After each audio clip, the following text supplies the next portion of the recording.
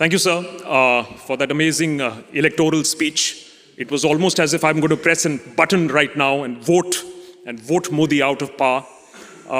It was very ironical that you spent, 25 minutes talking about the danger that India faces. And at the end of your speech, you land up saying is Modi's aura is on the wane. If it's on the wane, then what's the problem? Why are you so scared if it's on the wane? But the debate till now has progressed as a ChatGPT research. One side coming and saying, oh, after 2014, everything is absolutely spick and span. India is shining. On the other side, after 2014, everything has gone down. That's the level that we have seen till now. I hope with Prashant sir, the level goes up beyond this. But I hope that the opposition comes up with better arguments, because at this point of time, there is nothing but statistics. And as a school debater will tell you, that you don't rely your entire speech on just statistics. Because even a class 8 debater will tell you there are three kinds of lies: white lies, black lies, and statistics. So I'm going to stay away from overburdening this audience with just statistics. We're going to talk about India a little bit, and a little less about Modi. That seems to be an obsessive angle here. We are forgetting what is bigger, India or Modi. So there are two basic points in this debate topic. Modi's India, we'll get to that in a bit. And where is India going? Is it going in the right direction or not? You have a very simple job: to prove to this house that it is going in the wrong direction, not that it is making mistakes. Are you trying to tell me the Congress never made mistakes? Are you trying to tell me the CPM never made mistakes? What are we talking about here? You're counting down mistakes. Are we here to just count good things versus bad things? Let's go a little beyond that. India is bigger than that. You know, look at England from India. Okay, I'm going to give you the Indian perspective. If you switch on broadcast and watch the headlines, what do you see? Oh, Brexit. Oh, Boris. Oh, cost of living. Oh, England is going down. It's a pretty gloomy picture. So I thought, really? Things are that bad? Are they going to start taxing us again? Teen guna lagan? You guys...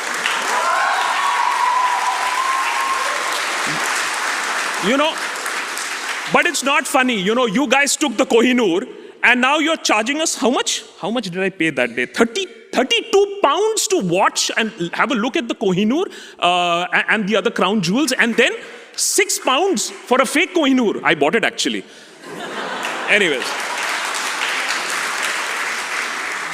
But when I was doing a little bit of research, I see the other side. And when I lived in London for the last 1 week, I saw a buzzing metropolis. I saw buildings going up. I didn't see a country in decline or collapse. And I also realized that average people, are driving around in Beamers and Mercs because, well, guess what? We might have beaten you guys in overall GDP, and trust me, it's a celebration point in India. Good, we should celebrate. But when it comes down to per capita, and that's the finer point, you guys are sitting at $45,000 and we are sitting at 2,300. We are competing with Bangladesh. So there is, of course, a problem. And I am just trying to tell you that let's go beyond this headline. And after 2014, this was good, this was bad, this was good. The debate can extend for the full night. Now let's stretch our imagination and answer this question to me, sirs. At what point of time was India in the right direction? Which decade was India in the right direction? 1950s? When everybody was talking about balkanization, this house would have debated, is India going to become another Europe? Is there going to be balkanization? 1960s, if we were going to have this debate in this house, we would have said, is India going to starve? Because, well, there was famine all around. In the 70s, we would have said, has democracy finished in India? Because there was one lady called Indira Gandhi came and imposed emergency. Well, she was thrashed after that very soon. and reduced to the footnotes in history. Besides landing at the Indira Gandhi International Airport, we don't hear too much about Indira Gandhi. A lady at one point of time was India is Indra, Indra is India, something that we often sort of hear today. Then let's come to the 1980s when there was economic collapse, literally, Hindu rate of growth. Then the 90s when there was political upheaval and coalition governments falling. Then there was 2000s where there was terrorism all over the place. And yes, there is a problem of communal politics, I admit. I'm not going to shy away. I am going to admit to the fact that yes, there is a problem of communal politics. And that has been harvested by politicians. And that is what politicians do. They harvest issues. And maybe in another 10 years, if I'm lucky enough to be invited again to this August House, we might be debating something on the environment because, well, we are sitting on a time bomb. 56 of the most polluted cities in India out of 100 belong to India. So first and foremost, let's change this mindset that we are in a wrong direction, because we are not. There is never a right direction, a wrong direction. India is larger than one person trying to set the country in one direction. India has always stammered, stopped, hopped, jumped, but there is never a great leap. We are not China. We will take our time. It's an elephant. Remember, guys? It'll take its own time. We are a behemoth. There are issues that we are facing, but we are still on the right track. And I am not going to sit here and count the numerous economic angles to this, how we are a bright spot while the rest of the world is staring at recession. England barely missing recession, Germany getting into recession. And as a matter of fact, even the World Bank has been saying is that not only overall GDP, but per capita GDP, India is the largest, fastest growing large economy. So as far as the economy is concerned, there are issues, there is concern, but we are much better off than the rest of the world. So let's take the economy aside. Everybody is in a worse off state than us. Then, besides us having losses and having wins, let's come to another point which I find very interesting. We are upheld to this standard of democracy. I, on my channel, scream day in and day out that we need to be better. Agreed. But who am I competing with?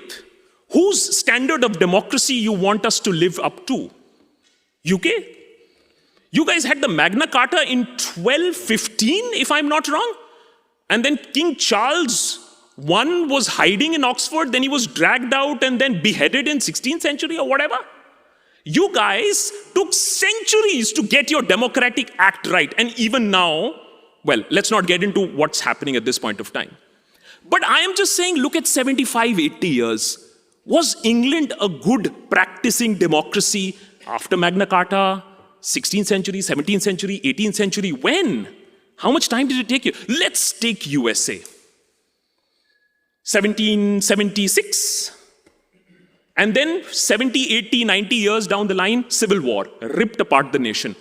Everything had to start anew, and even then you had the Jim Crows, etc., etc. I am not saying India is perfect. I am admitting to the lots of flaws that India has at this point of time. What I'm trying to tell you is that a democracy will not leapfrog, or one person can't hold back such a massive country that had been set on a path in 1947. And to say that one person can decide the destiny of this nation is to do injustice to the country called India. Over drinks. The point that is very, very important for us to understand is that one person may try, and we've had a dictator who tried but failed. Allow me to elaborate on this point a little bit. I know this is a little counterintuitive, but let me explain. If you see 2019 election results in India, because today the other issue that I have with this topic is Modi's India. And because right path or wrong path is going to be decided by Modi's India, let's try and analyze, is it really Modi's India? Why are we giving Modi such a lot of importance to decide that he controls the destiny of India? I don't agree with it. So what I'm trying to tell you is that India's path and destiny cannot be decided by Modi. Here's why. 2019, BJP peaks. How much does it have? 37, 38% of the popular vote. It's a big thing, I agree. 1989, post 1989, the biggest vote share, 303 seats, well done. But the fact of the matter still is that out of 10 voters, you only have 4. You don't have the rest of the 6. The rest of the 6 voted for somebody else. The problem is that the rest of the 6 can't get their act together. The CPM, the Congress, the Aam Aadmi Party, to which Prashant Bhushan belonged to earlier, but understood the problems in the party.